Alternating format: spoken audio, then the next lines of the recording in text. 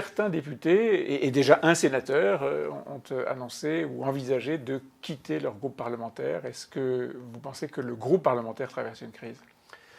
Je crois qu'en tout cas, il y aura, pas uniquement pour cette question du 49.3, mais pour tout un tas de raisons, des questions à se poser sur comment on peut continuer à être utile dans ce quinquennat, comment la majorité peut peut-être mieux faire vivre des sensibilités. Ça fait longtemps que je plaide pour cette idée et qu'on va avoir effectivement dans les semaines à venir à se reposer ces questions au niveau du groupe, au niveau du mouvement de la République En Marche aussi, puisque moi je constate quand même sur ce plan-là une forme d'échec. J'ai à plusieurs reprises plaidé pour plus de démocratie interne, pour que les sensibilités qui composent la majorité et qui font sa richesse soient mieux représentées, puissent mieux s'exprimer.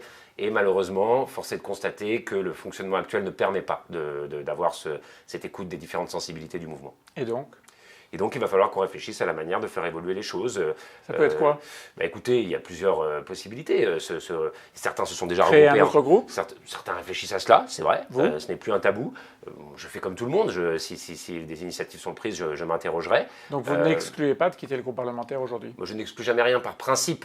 Certains l'excluent par principe. Ce n'est pas mon... Au sein de la République En Marche, je suppose qu'il y a des gens qui iront droit jusqu'au bout, qui marcheront droit jusqu'au bout. Non, mais bien sûr, mais ce n'est pas mon souhait. Je pense qu'il faut qu'on puisse trouver les meilleures manières de préserver la suite du quinquennat, mais il faut aussi qu'à un moment, les uns et les autres qui portent des propositions, qui se sont beaucoup investis et qui n'ont pas à rougir, je crois, de leur investissement depuis le début du mandat, puissent avoir le sentiment d'être utiles et entendus.